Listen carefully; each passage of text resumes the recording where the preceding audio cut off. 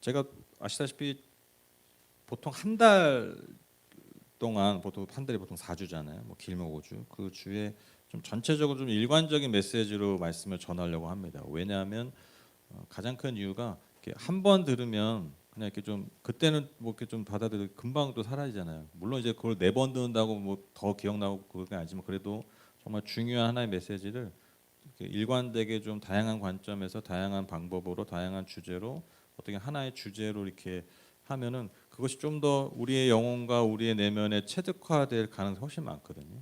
더 유익이 더 많습니다. 그래서 하나의 좀 중요한 주제를 가지고 제가 보통 한 달 정도 이렇게 얘기를 말씀을 나누고 있어요.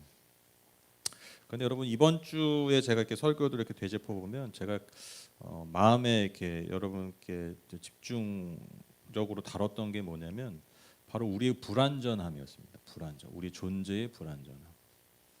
첫째 주가 우리가 그 추석을 앞두고 우리 가정의 불완전함에 대해서 제가 나눴습니다. 그렇죠? 우리 가정에 다 깨어진 부분이 있고 다 어려움이 있습니다. 또 두 번째 주에는 우리가 삶의 여러 가지 갈등이 여전하다라고 말씀드렸어요. 그 갈등이 우리의 불완전함이죠. 그게 완전히 해결할 수가 없습니다. 그러나 바로 그런 우리의 깨어짐들 또 우리의 불완전함 사이에서 바로 하나님의 은혜가 작동하고 그리고 그것이야말로 우리의 삶을 정말 아름답게 또 성장시키고 성숙시키는 기름을 제가 여러분과 나눴습니다. 그래서 지난주에는 그래서 우리가 예수를 잘 믿는다는 게 뭐냐 뭐 치장하는 게 아니에요. 나 괜찮아요. 치장하는 게 아니에요. 종교적으로 그것을 가리는 게 아니에요. 그게 예수 잘 믿는 게 아니에요. 여러분 진짜 기억하셔야 됩니다. 내가 뭐 문제 어마어마하고 뭐 이런 건 저런 막 다 깨어져 있는데 그거를 종교적인 행위로 뭐 싹 가린다고 해서 그게 여러분 예수 잘 믿는 게 아니에요. 오히려 그 안에서 정말 하나님의 만지심을 받고 그래서 내가 살아나고 그래서 그런 영혼들을 살리는 것. 그럼 이게 예수 잘 믿는 겁니다. 어렵지 않아요. 예수 잘 믿는 게 뭐냐? 내가 살아나는 겁니다. 그 연약함, 그 불완전함에서 벗어나서 완전해진다는 것이 아니라 바로 그 안에서 새로운 생명을 주시는, 새로운 은혜 주시는 하나님을 발견하고 그렇게 서로를 살고 살리는 그것이 바로 예수를 잘 믿는 것이라고 제가 지난주에 함께 말씀을 나눴습니다. 오늘 말씀은요 이러한 메시지를 좀 정리하면서 우리의 삶의 이런 방향성을 좀 다시 한번 도전하는 시간 됐으면 좋겠습니다. 우리가 참 많이 강조하는 게 믿음인데 여러분 제가 믿음을 이렇게 표현하고 싶어요. 또 다른 표현으로 바로 방향성입니다. 방향성. 믿음은요 꼭 기억하세요. 어떤 확신의 감정, 그 감정의 상태, 그 감정의 크기를 얘기하는 게 아니에요. 성경이 말하는 믿음은요 감정의 상태와 확신의 크기가 절대로 아닙니다. 그리고 그에 따른 행동들을 증명하는 게 믿음이 아니에요. 성경이 말하는 그 믿음을 우리가 잘 읽어내다 보면 결국 그것이 우리에게 말하는 것이 뭐냐면 우리의 삶의 일관적인 방향성입니다. 방향성. 그러니까 그 방향으로 가는 게 중요한 거예요. 방향에 완전히 이루는 것이 그게 중요한 게 아니라 그 방향에 이르게 하신 건 하나님이 하시는 거죠. 그 완성은 하나님이 하시는 거예요. 근데 우리는 그 방향으로 계속 가는 거. 근데 가는 길에 우리가 넘어질 수도 있겠죠. 멈출 수도 있겠죠. 쓰러질 수도 있어요. 근데 중요한 게 뭐라고요? 넘어져도 그 방향으로 계속 가는 거예요. 이게 믿음입니다. 이게 결심만한 믿음이에요. 그러면 그 믿음을 받으셔서 하나님이 일을 하시는 거예요. 그렇게 인도하시는 겁니다. 그래서 결국 그 목적지에 도달하게 하시는 것이죠. 오늘 읽은 빌립보서 말씀은요. 바로 그 방향성 안에 살았던 바울의 아주 중요한 신앙 고백입니다. 10절 11절 보시면 내가 바라는 것은 그리스도를 알고 그분의 부활의 능력을 깨닫고 그분의 고난에 동참하여 그분의 죽으심을 본받는 것입니다. 그리하여 나는 어떻게 해서든지 죽은 사람들 가운데서 살아나는 부활에 이르고 싶습니다. 여기서 보면요. 저는 순서가 되게 중요하다고 생각해요. 먼저 바울이요 10절에서 예수 그리스도의 고난에 동참하고 그분의 죽으심을 본받기를 원한다고 고백하는데 그런데 여러분 그런 결단 이전에 뭐라고 말합니까? 내가 먼저 그리스도를 알고 그분의 부활의 능력을 알고 그러니까 우리가 종교 생활은요 이걸 거꾸로 해요. 그렇죠? 내가 희생하고 내가 열심히 해서 내가 희생을 해서 고난을 받아서 뭔가 영광을 취하는 것. 이게 일반적인 종교의 메커니즘입니다. 그렇죠? 근데 여러분 기독교는 그게 아닙니다. 먼저 그분을 알고 즉 그분의 성품과 그분의 사랑과 나를 향한 그분의 은혜를 아는 것이며 즉 십자가를 통해 완성하신 이미 증명하신 그분의 존재 자체 그 은혜의 본체 그거를 내가 먼저 아는 게 중요해요. 거기서 나오는 게 우리의 신앙의 양태입니다. 믿음의 삶이라는 것이죠. 그러니까요. 내가 그분을 알고 그 부활의 능력을 깨달으니까요. 뭐 어떻게 되는 거예요? 내가 당연히 그 고난에 동참하고 그 죽으심을 본받을 수 있는 거예요. 왜? 그 죽으심과 부활이 바로 그 영광에 이르는 그 부활에 이르는 길임을 우리가 알기 때문입니다. 이걸 아는 거 그냥 너무 뭐 어려운 거 아니에요. 너무 당연한 거 아니겠습니까? 그래서 내가 어떻게 해서든지 죽은 사람들 가운데서 부활이는 그 하나님의 영광, 그 영광의 완성을 이루고 싶다라는 것이죠. 이처럼 바울은요, 예수 그리스도와 온전히 연합된 삶, 그 안에서 누리는 그 생명의 풍성함, 그 부활의 소망을 온전히 누리는 것을 향해서 내 삶을 가고 있다라고 고백하고 있어요. 그런데 여기서 바울이 이어서 본의구를 바꿔서 이러한 그의 삶의 모습이 아직 완성된 것이 아니라 계속되는 과정이라고 고백합니다. 12절 보시면 나는 이것을 이미 얻은 것도 아니며 이미 목표점에 다다른 것도 아닙니다. 그리스도 예수께서 나를 사로잡으셨으므로 나는 그것을 붙들려고 쫓아가고 있습니다. 여러분 먼저 이 말씀이 나온 배경이 있어요. 뭐냐면 여러분 당시 교회 안에 지금도 마찬가지지만 율법주의자들도 있었어요. 율법주의자가 어떤 사람들이냐면 제가 맨날 얘기하는 거죠. 교회 내에서 뭔가를 해야 뭔가를 율법적인 것을 준수해야 그 구원이 완성된다. 그러니까 예수님이 십자가 죽은 것만은 완전하지 않다. 예, 그런 사람들이 있었어요. 그런 특별히 유대 기독교인들이 있었어요. 유대인 기독교인들이죠. 그러니까 율법을 포기 못하는 거예요. 근데 그것은요 조금 추가되는 종교적 메시지가 아니에요. 조금 추가된 보완된 복음이 아니에요. 여러분 그리스도께서 십자가에서 이루신 것을 조금이라도 부인하면요 그건 그 자체가 아예 복음이 아니에요. 그리스도께서 한 십자가를 오히려 무의미하게 만드는 겁니다. 그래서 바울은 이것과 굉장히 싸웠어요. 그런데 반대로 또 어떤 자들이 이단이 있었냐면 어떤 구원받은 한 순간에 모든 것이 다 이루어졌다라고 강조하는 사람들도 있었어요. 그러니까 앞서 말한 율법주의자들은 뭘 계속 더 해야 돼. 그래야 완성이 된대. 근데 어떤 사람들은 아니야. 우리가 어느 순간 어떤 믿음의 순간 어떤 한 해 딱 만나는 순간 뭐 예를 들면 그때 구원이 완전히 완성되는 거야. 여러분 이게 듣긴 참 좋은데 이러면 어떤 문제가 생기겠어요? 그렇죠. 아무렇게 사는 거죠. 삶의 모습이 말 그대로 믿는 자의 모습이 아닌 거예요. 정말 그 믿음의 삶이 아닌 거예요. 그래서 여러분 잘 아시는 구원파의 핵심적인 교리가 이런 거예요. 당신이 구원받은 때가 언제냐 이걸 정확하게 묻죠. 그래서 그것이 모든 것을 완성했다. 예, 그렇게 예, 이 어떻게 보면 신앙을 왜곡하는 신앙의 삶의 양태를 왜곡하는 예, 그런 믿는 사람들이 있었다는 거예요. 그래서 바울은요 그리스도와 연합해서 부활에 이르는 삶, 즉 그 구원이 아직 그 길이 완성된 것이 아님을 말하고 있는 거예요. 그래서 하반절이 굉장히 의미심장한데 그게 뭐냐면 그리스도 예수께서 나를 사로잡으셨으므로 나는 그것을 붙들려고 쫓아가고 있습니다. 그리스도께서 나를 사로잡으셨습니다. 여러분 바울의 회심 사건 아시죠? 아시죠? 막 하나님 막 환상과 예수님이 환상과 나타나셨잖아요. 그렇죠? 내가 예수다. 내가 네가 핍박하는 나다. 예수다. 그래서 막 뭐 눈에 막 비닐도 쓰여지고 나중에 눈 장님이 됐다가 이 비닐을 벗겨서 다시 보게 되고 엄청난 어떻게 보면 초월적 경험한 사람이잖아요. 여러분 그런 경험 있으세요? 없죠. 근데 그런 경험 한번 했다고 생각해 보세요. 어마어마한 경험이죠. 근데 여러분 바울이 지금 뭐라고 하겠습니까? 그런 어마어마한 경험을 한 거잖아요. 그렇게 완전히 사로잡으셨잖아요. 그런데 나는 그것에 여전히 붙들려서 그것을 쫓아가고 하고 있다. 그러니까 뭐예요? 그게 완성이 아니라 시작에 불과했다. 우리는 어떻게 그 엄청난 경험을 하면요, 그게 뭔가 대단한 것처럼 완전한 것처럼 착각할 수 있어요.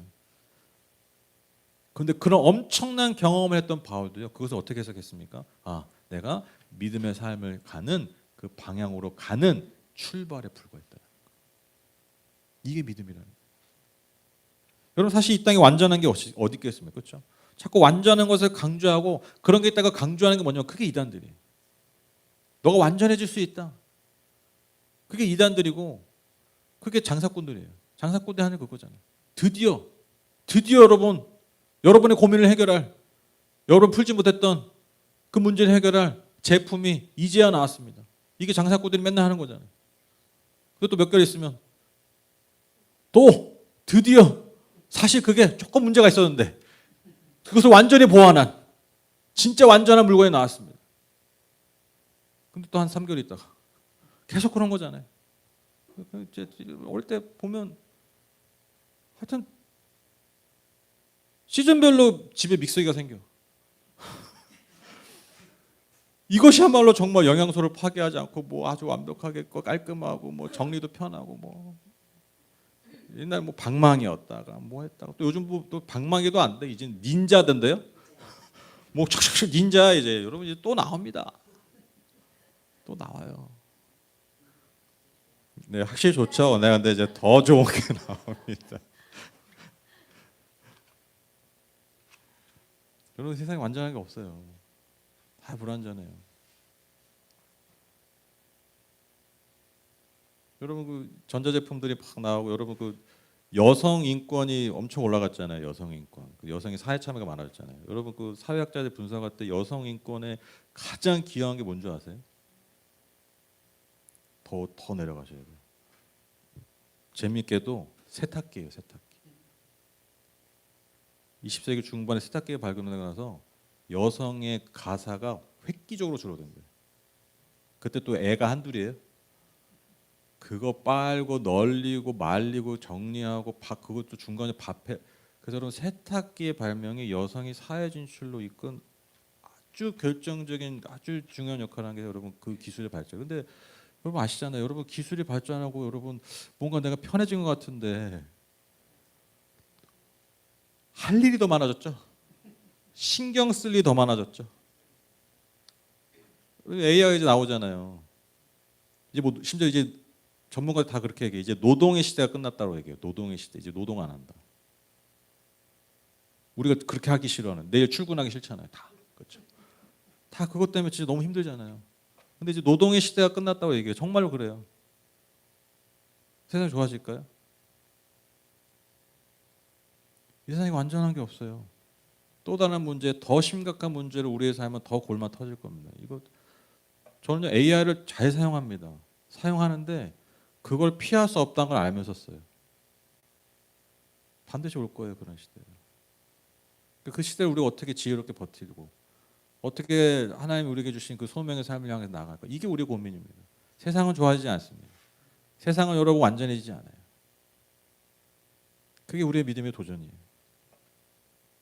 여러분 이어서 바울은요 자신의 구원의 완성을 향해 달려가는 모습을 육상 경기자의 모습을 통해 비유합니다. 여러분 아주 유명한 비유죠. 형제자매 여러분 나는 아직 그것을 붙들었다고 생각하지 않습니다. 내가 하는 일은 오직 한 가지입니다. 뒤에 있는 것은 잊어버리고 앞에 있는 것을 향하여 몸을 내밀면서 그리스도 예수 안에서 하나님께서 위로부터 부르신 그 부르심의 상을 받으려고 목표점을 바라보고 달려가고 있습니다. 여러분 100m 육상 경기 많이 보셨죠? 마지막에 어떻게 합니까? 그 조금이라도 더 빨리 도착하려고 막 가슴을 내밀잖아요. 몸을 앞으로 팍. 내가 그렇게 달려가고 있더라. 그렇게 치열하게 하나님 부르신 그 부르심의 소명을 향해서 그렇게 전력 질주하는 삶을 내가 살고 있다. 어떻게 해요? 그 방향을 향해서 마지막 시상식에서 하나님께서 내 이름을 부르셔서 나를 그 시상대회에 부르셔서 상 주실 것을 기대하면서 그렇게 달려가고 있다는 거죠. 제가 좀 전에도 말씀드렸지만 여러분 인간의 아주 중요한 특성 중에 하나가 뭐냐면 뭔가 완전한 것을 원한다는 거예요. 뭔가 완벽하고 완전하고 좀 확실한 거 그걸 원합니다. 어떻게 보면 다른 뭐 잘못된 건 아니죠. 그런데 여러분 왜 우리가 그런 삶을 사냐면 그만큼 우리 인간이 불완전하기 때문에. 그래서 인간이 늘 두려운 거죠. 늘 불완전하니까. 그래서 완전한 것, 완벽한 것을 추구합니다. 그래서 이런 심리를 잘 아는 장사꾼들, 종교꾼들이요, 바로 그런 불안한 심리를 이용해서 뭔가 완전한 것을 제시합니다. 그래서 여러분 이단들의 경전의 특징이 뭐냐면요, 이것저것 다 섞어놨어요. 이 말 저 말 다 섞어놔요. 왜? 뭔가 그래서 완전하게 만드는 거야. 근데 여러분 성경 잘 읽어보세요. 되게 불완전합니다. 솔직하게 다 드러나요. 막 충돌도 해요, 의견들이. 뭔가 딱 죄송해요 이런 표현 써서 아싸하게 만들진 않았어요. 완벽하게 논리적으로나 뭐 아주 그렇게 잘 짜여지게 만들지 않았어요. 근데 진짜가 거기 있는 거예요. 범죄 심리학자가 얘기합니다. 여러분 증인들을 불러놓고 여러분 똑같이 증언하면요, 여러분 그 중에 반드시 가짜가 있대요. 절대로 증언이 일치할 수가 없대요. 그리고 오히려 증언이 불일치할 때 여러분 그게 진짜 사건일 가능성이 훨씬 많다고 합니다. 그래서 그 사람이 이 범죄 심리학자가 여러분 그 범죄 수사하는 사람 미제 사건 수사하는 사람인데 무신론자였다가 복음서를 그렇게 읽고 회심했어요. 왜? 복음서가 다 달라. 그래서 그 사람 내린 결론이 그거야. 이게 진짜 믿을 만하다. 왜? 실제 사건에서 그렇기 때문에. 그래서 여러분 뭐 이렇게 감사하거나 이럴 때 뭔가 문제 있는 사람들이 말이 다 똑같잖아요. 왜? 맞추기 때문에. 다른 것에 오히려 진실이 있는 거예요. 인간의 시각은 다 다르기 때문에. 그걸 보고 느낄 때 그것을 받아들이고 소화하는 게 다 다르기 때문에. 성경이 여러분 그래서 진리입니다. 역설적이죠. 불완전하기 때문에. 그 불완전한 인간을 사용하셨기 때문에. 그걸 그대로 하나님이 사용하셔서 자신의 완전하신 뜻을 이루신 겁니다. 저와 여러분의 삶도 마찬가지예요. 우리가 불완전하기 때문에 오히려 하나님은요 그분의 은혜를 우리의 삶에서 온전하게 하십니다. 그게 진짜 은혜입니다. 우리가 그 위에 서야 되는 거예요. 우리의 믿음이 그 위에 서야 됩니다. 그리고 그 불완전한 우리의 삶을 온전하신 주님을 향해 그 방향을 향해 함께 나아가야 되는 것입니다. 그것이 믿음의 삶입니다. 제가 어렸을 때 제가 자주 말씀드렸죠. 제 어린 시절에 저는 뭐 공부에 대한 스트레스 받은 적이 없어요. 저는 한 번도 부모님한테 성적표를 가져다 본 적이 없습니다. 진짜로. 왜 안 가져줬을까요? 물어보지를 않으셨어요. 시험을 봐도 점수를 뭐 받았냐? 제 기억에 물어본 적이 한 번도 없었던 것 같아요. 제가 알아서 때 되면 그냥 시험 보고 맨날 놀고 뭐 그렇게 하찮은 시절 보냈습니다. 근데 그런 부모님이 특히 어머니가 저한테 주셨던 그 아주 거의 유일한 부담이 뭐였냐면 방언 받아오라고. 그냥 수련회만 가면 제일 좋아했거든요. 재밌었거든요. 그리고 은혜 받아요. 막 너무 좋잖아요. 막 찬양하면서 말씀도 너무 은혜 받고 좋은데 어린 나이도 그 막 은혜가 임해요. 근데 갈 때마다 난 너무 좋았는데 또 이러는 거야. 왜? 방언 못 받았네. 또 가면 또 방언 인사가 거야. 방언 받았어? 순복음 교회니까. 그놈의 방언, 진짜 그놈의 방언이었어요. 저한테는 그 청소년 시절에. 그것 때문에 싸웠어요. 막 은혜 받고 와가지고 인사가 방언 받았냐. 그런 말 하잖아요. 수련회 갔다 와서 은혜 쏟았다. 그 은혜 쏟은 이유가 항상 그거예요. 출발이 방언 받았냐.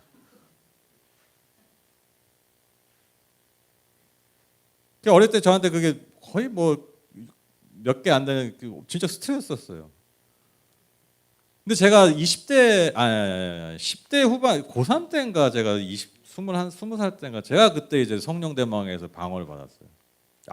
좋대요. 이제 이 해방이다. 이 스트레스 해방이다. 이제 내가 당당하게 내가 이제 우리 엄마 앞에다 랄랄랄랄라 해야지 이제 막.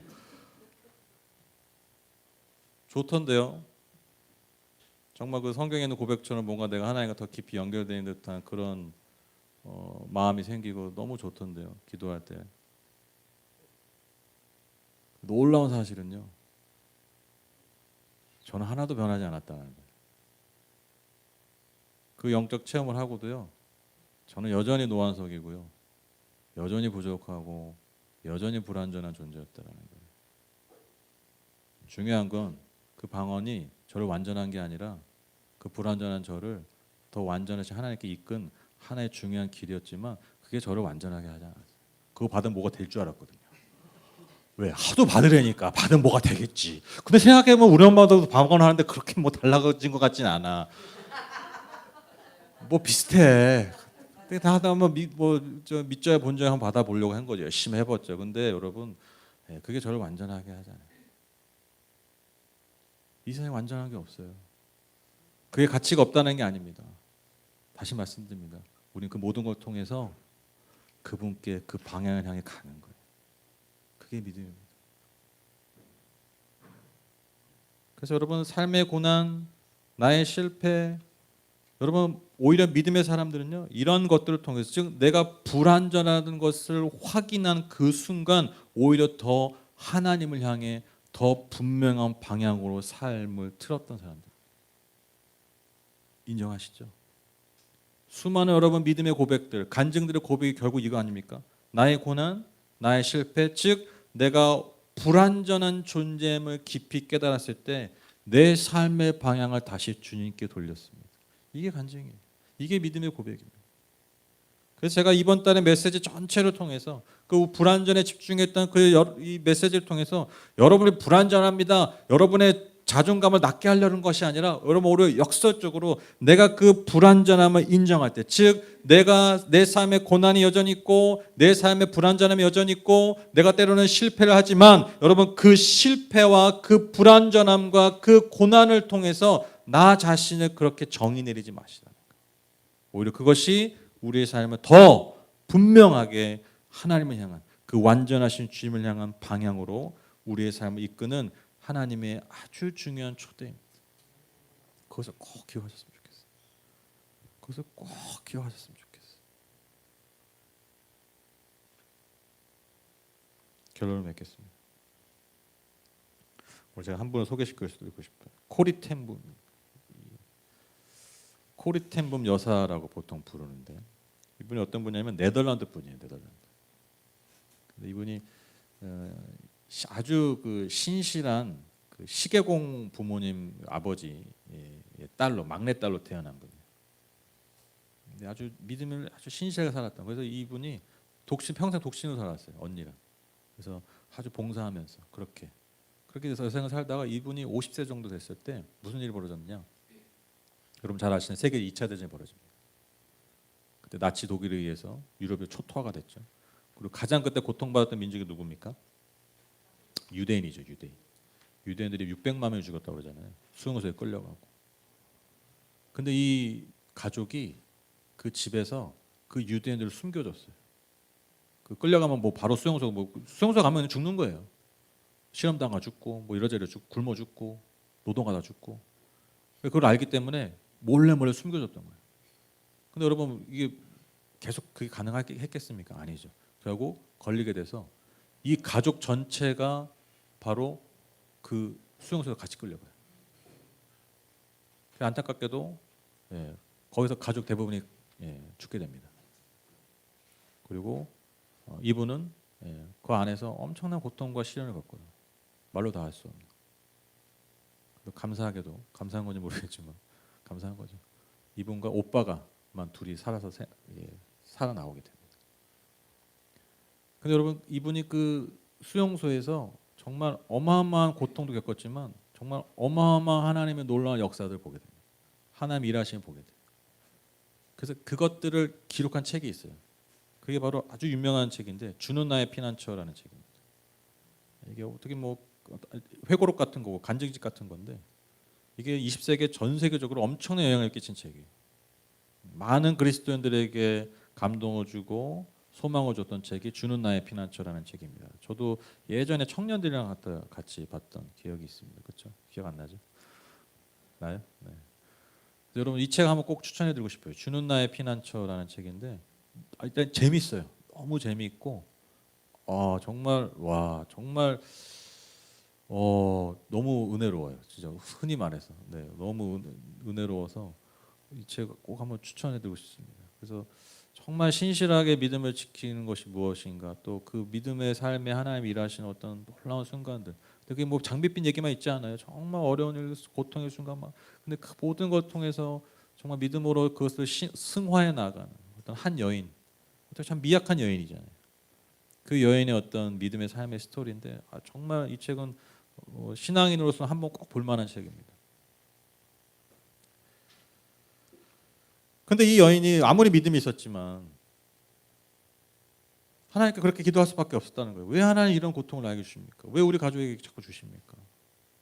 절규하듯이 기도하는 거예요. 하나님께 그렇게 고백하는 거예요. 근데 이 여인이요, 이게 살아나고 나서 2차 전쟁이 끝난 후에 전 세계를 돌아다니면서 집회를 합니다. 복음을 증거합니다. 자신의 삶을 간증합니다. 근데 이분이 이 다닐 때마다 꼭 하나 들고 다니면서 사람들에게 보여준 것이 있어요. 그게 뭐냐면 바로 이 천조각입니다.